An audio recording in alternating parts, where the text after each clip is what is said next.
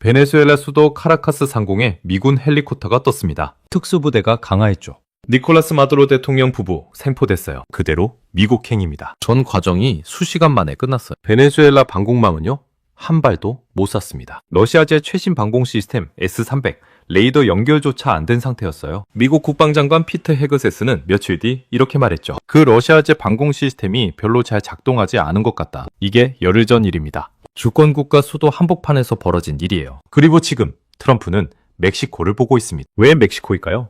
미국에서는 하루에 230탈명이 펜타닐이라는 마약으로 죽어가고 있어요. 소금 알갱이 크기면 사람을 죽이는 합성 마약입니다. 고등학생이 친구한테 받은 알약 하나 먹고 다음날 시체로 발견돼요. 대학생이 파티에서 받은 가짜 진통제 삼키고 응급실에서 숨집니다. 트럼프는 최근 이렇게 말했어요. 해상 차단만으론 부족하다. 이제 본격적으로 들어간다. 멕시코 대통령 클라우디아 셰인바움은 즉각 경고했죠. 우리 땅에서 외국 군대 작전은 절대 없다. 베네수엘라 마두로도 그렇게 말했을 겁니다. 열흘 전까지는 오늘 이 영상으로 세 가지가 명확해집니다. 첫째, 미국은 정말로 실행합니다. 마두로가 증명했어요. 둘째, 알약 하나가 어떻게 두 나라를 전쟁 직전까지 몰고 가는가. 셋째, 국경에서 총소리 나면 당신 생활비는 구체적으로 얼마나 오르는가. 마두로 생포 열흘 뒤 이제 멕시코 차례입니다. 마두로 사건부터 정확히 보겠습니다. 뉴욕타임스 보도예요. 2026년 1월 3일 새벽입니다. 베네수엘라 수도 카라카스 상공에 미군 헬리콥터가 나타났어요. 특수부대원들이 강화했죠. 마두로 대통령 부부를 생포했습니다. 미국으로 압송했어요. 전 과정이 수시간 안에 완료됐습니다. 베네수엘라 방공망은 어땠을까요? 2009년 우고 차베스 대통령은 러시아로부터 장거리 방공 시스템 S-300과 중거리 방공 시스템 부크 M2를 도입했어요. 차베스는 발표하며 이렇게 말했죠. 이 로켓들이 있으면 외국 비행기들이 와서 우리를 폭격하기가 매우 어려워질 것이다. 결과는요? 방공 시스템이 레이더와 연결조차 안 됐습니다. 일부 부크 미사일 구성 요소는 배치도 안 된 채 창고에 보관됐다가 미군 공습으로 파괴됐어요. 피트 헤그세스 국방장관은 작전 성공 며칠 후 이렇게 논평했죠. 그 러시아제 방공 시스템이 별로 잘 작동하지 않은 것 같다. 전문가들은 베네수엘라 방공 시스템이 이미 여러 해 동안 작동 불능 상태였을 거라고 추정해요. 베네수엘라 군부의 무능과 부패, 미국 제재에 따른 부품 수급 어려움, 현지 기술자들의 노하우 부족이 원인이죠. 더 충격적인 건 이겁니다. 전직 미국 정부 공무원 2명은 러시아가 미국과의 관계 악화를 피하려고 일부러 베네수엘라 방공 시스템 지원을 게을리했을 가능성도 있다고 설명했어요. 2014년부터 2018년까지 주카라카스 미국 대사관 부책임자였던 브라이언 나라노는 이렇게 평가했습니다. 이번 위기로 러시아 위신이 상당히 깎였다고 생각합니다. 그들은 베네수엘라가 필요로 할 때 나타나지 않았어요. 종이 호랑이라는 게 들통났죠. 보셨습니까? 미국은 마음먹으면 실행합니다. 그럼 멕시코는 어떨까요?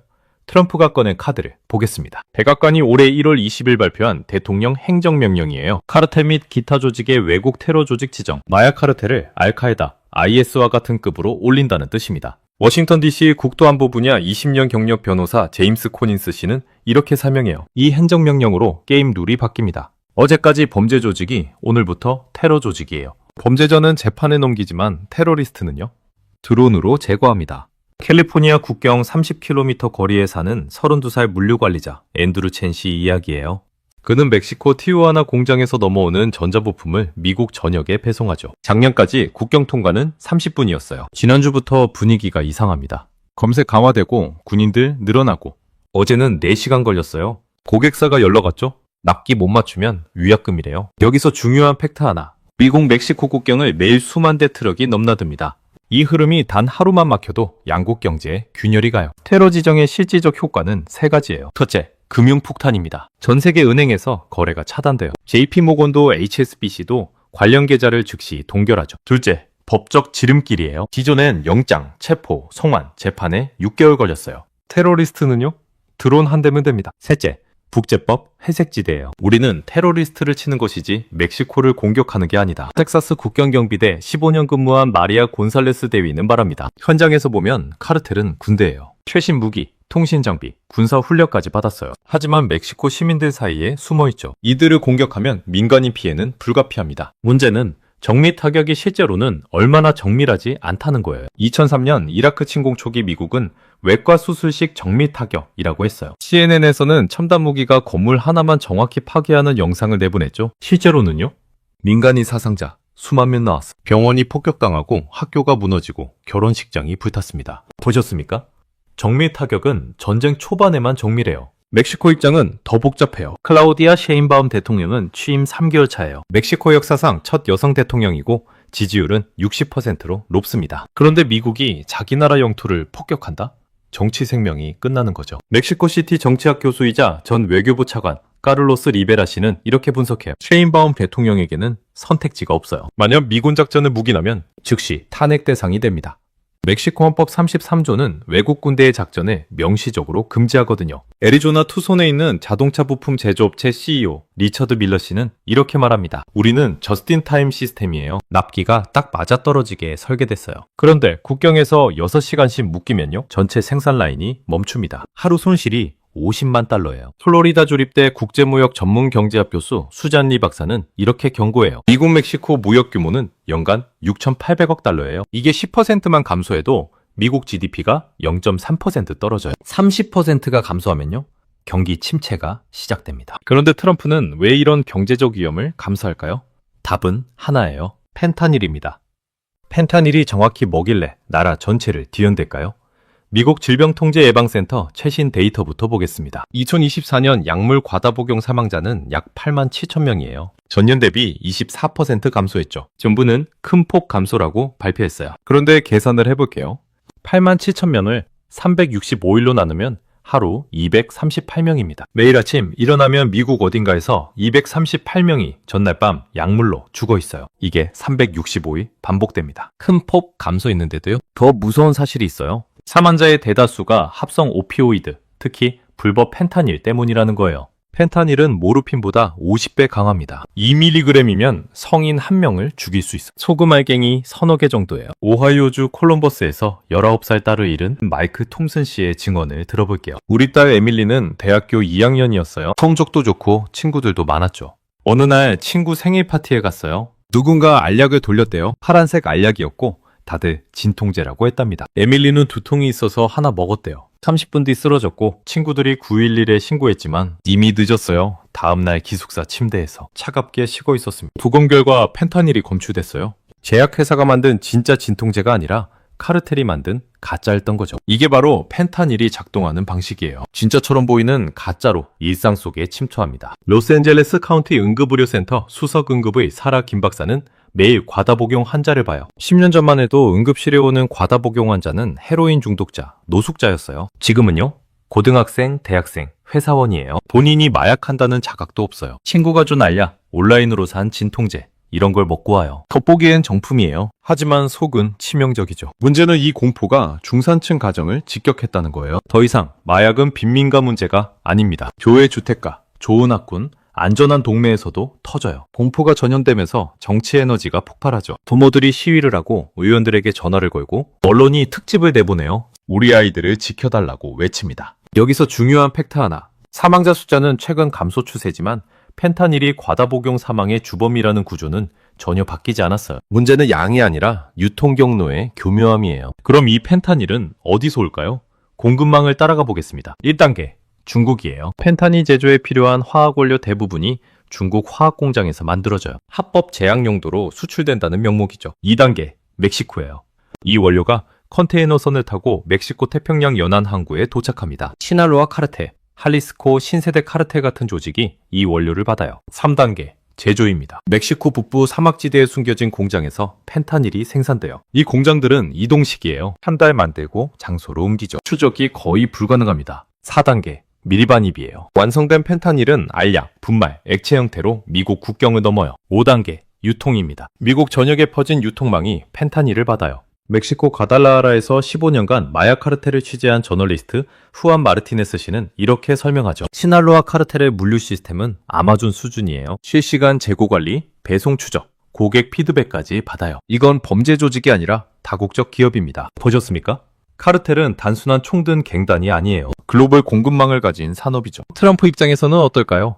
대통령은 매일 브리핑을 받아요. 어제 펜타닐로 230명 사망. 부모들이 백악관 앞에서 시위를 해요. 의회는 왜 멕시코를 압박하지 않느냐고 추궁하죠. 정치적으로는 완벽한 카드예요. 강경 대응하면 지지율이 올라요. 카르텔 공장 10개 파괴, 간부 20명 사살이라는 헤드라인은 중간 선거 전에 쓰기 딱 좋죠. 하지만 문제는 전쟁에는 언제나 대가가 따른다는 거예요. 그 대가가 얼마나 치명적인지 역사가 밥을 주고 있습니다. 카르텔을 테러 조직으로 지정하면 구체적으로 어떤 무기가 생길까요?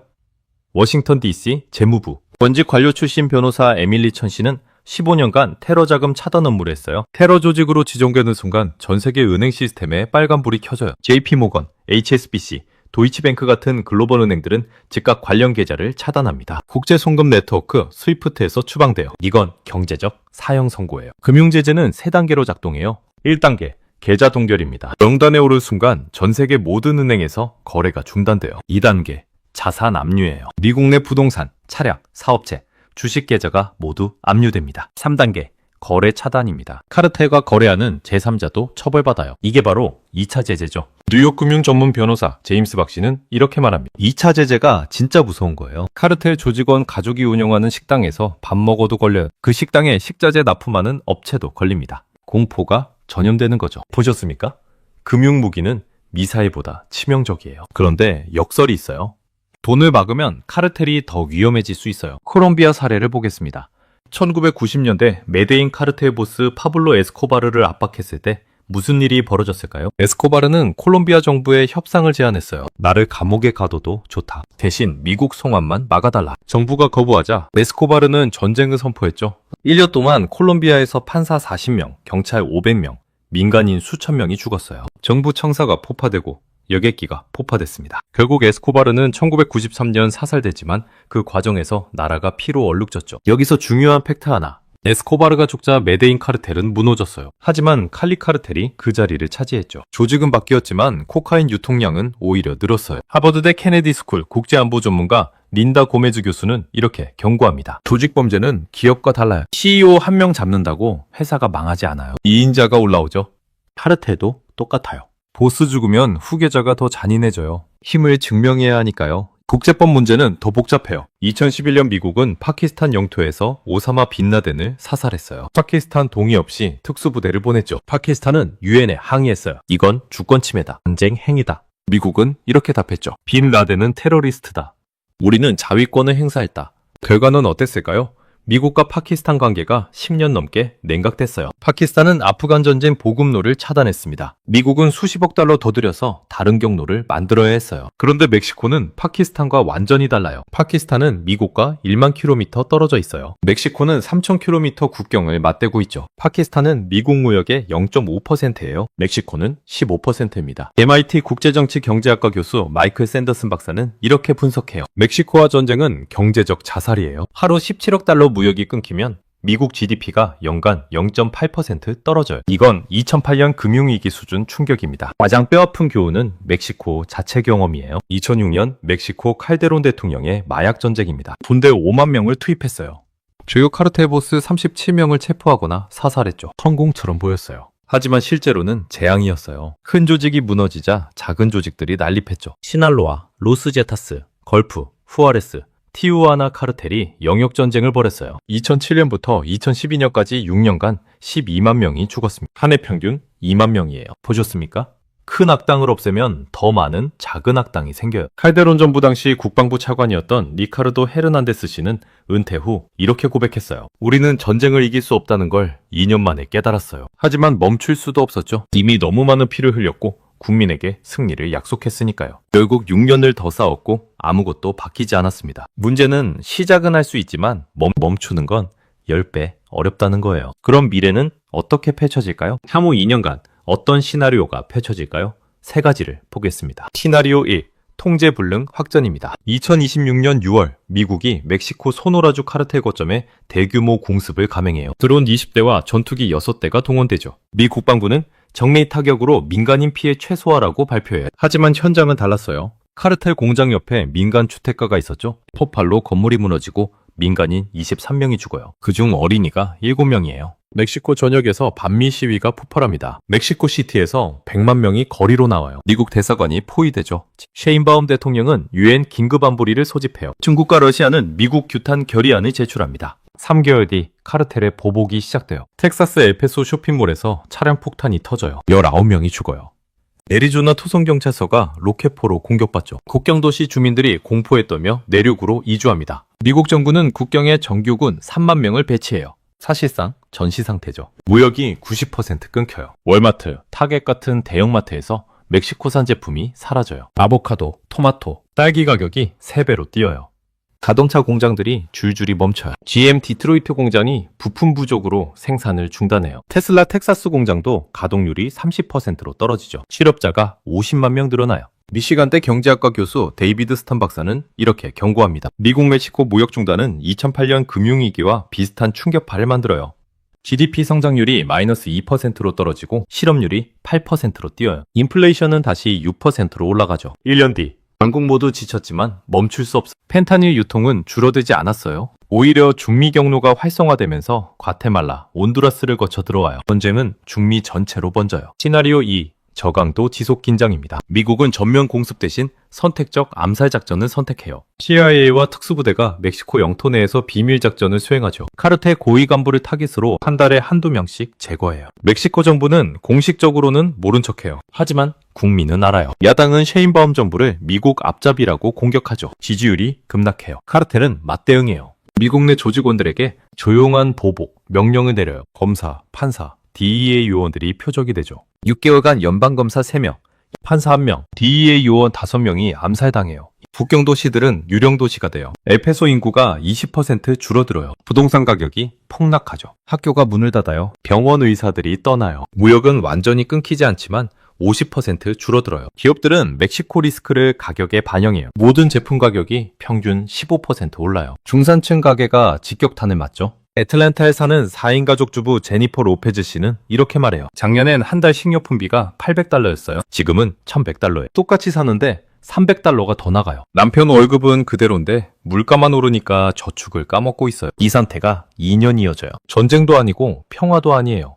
모두가 지치고 모두가 손해보지만 아무도 멈추지 못해요. 시나리오 3. 협상형 출구입니다. 트럼프와 셰인바움이 비밀 협상을 시작해요. 중재자는 캐나다 총리죠. 측이 양보해요. 멕시코는 카르텔 고위 간부 20명을 미국에 인도해요. 국경 단속을 5배 강화하죠. 군대 2만 명을 국경에 배치해요. 미국은 군사 타격을 전면 중단해요. 대신 금융 제재를 최대로 올려요. 카르텔 관련 자산 100억 달러를 압류하죠. 중국, 인도에 압력을 넣어 펜타닐 화학 원료 수출을 차단해요. 동시에 미국은 국내 정책을 바꿔요. 중독 치료 예산을 연간 150억 달러로 증액해요. 펜타닐 전용 재활 시설을 100개 신설하죠. 모든 고등학교에 마약 예방 교육을 의무화해 6개월 뒤 효과가 나타나기 시작해요. 카르텔의 자금줄이 마르죠. 조직 내부에서 균열이 생겨요. 하급 조직원들이 이탈해요. 1년 뒤 펜타닐 사망자가 월 7,200명에서 5,800명으로 줄어들어요. 2년 뒤에는 4,500명으로 떨어지죠. 여전히 높지만 추세는 분명히. 스탠퍼드대 중독의학 전문가 헬렌니 교수는 이렇게 말해요. 치료가 답이에요. 포르투갈은 2001년 모든 마약 사용을 비범죄화했어요. 감옥 대신 병원으로 보냈죠. 15년 뒤 과다복용 사망이 90% 줄었어요. 전쟁 대신 치료를 선택한 나라가 이겼습니다. 그럼 미국 시민들은 구체적으로 무엇을 해야 할까요? 개인 차원이에요. 첫째, 자녀가 있다면 오늘 당장 펜타닐 대화를 시작하세요. 알약 하나로 죽을 수 있다는 사실을 반복하세요. 둘째, 지역 중독 치료센터에 기부하거나 자원봉사하세요. 셋째, 친구나 가족 중 약물에 손대는 사람 있으면 즉시 개입하세요. 침묵은 공범이에요. 기업 차원입니다. 첫째, 멕시코 의존도를 정량화하세요. 매출의 몇 %가 멕시코 관련인지 정확히 파악하세요. 둘째, 비상 시나리오를 만드세요. 국경 폐쇄 1주일, 1개월, 6개월 시나리오별 대응책을 문서화하세요. 셋째, 공급망을 다변화하세요. 멕시코 외 대한공급처를 지금 당장 확보하세요. 정책 차원이에요. 첫째, 의회에 편지를 쓰세요. 군사 타격 반대, 치료 예산 증액을 요구하세요. 둘째, 지역구 의원을 만나세요. 펜타닐 재활센터 신설을 요청하세요. 셋째, 투표하세요. 전쟁 아닌 치료를 선택하는 후보에게 표를 주세요. 여기서 중요한 팩트 하나. 네덜란드는 1980년대 헤로인 위기를 경험했어요. 정부는 감옥 대신 메타돈 클리닉을 만들었죠. 마약 중독자에게 무료로 치료용 약물을 제공했어요. 20년 뒤 네덜란드의 마약 과다복용 사망률은 유럽 최저 수준이 됐어요. 보스턴 중국 전문 정신과 의사 마크 윌리엄스 박사는 30년간 중독자 1만 명을 치료했어요. 그는 이렇게 말하죠. 중독은 질병이에요. 문제가 아니에요. 당뇨병 환자를 감옥에 안 가두잖아요. 중독자도 마찬가지예요. 치료하면 70%는 회복해요. 하지만 감옥에 가두면 90%가 재발합니다. 문제는 선택이에요. 총을 쏠 것인가, 병원을 지을 것인가. 보셨습니까? 해법은 명확해요. 2026년 멕시코 국경에서 첫 미사일이 날아가는 순간 미국인은 장바구니 가격표가 2배로 뛰는 미래를 받아들이시겠습니까? 아니면 지금 당장 의원에게 전화해서 치료 예산 증액을 요구하시겠습니까? 펜타닐은 폭탄으로 못 막아요. 중독자는 감옥에서 치료 안 돼. 50년 마약 전쟁이 증명했어요. 국경 너머 전쟁은 미국인들의 자동차 할부금, 식탁의 채소값, 회사 부품 납기의 직격탄이에요. 우리 모두의 문제죠. 이 영상이 도움되셨다면 구독과 좋아요 부탁드려요. 댓글로 의견 남겨주세요. 더 많은 분들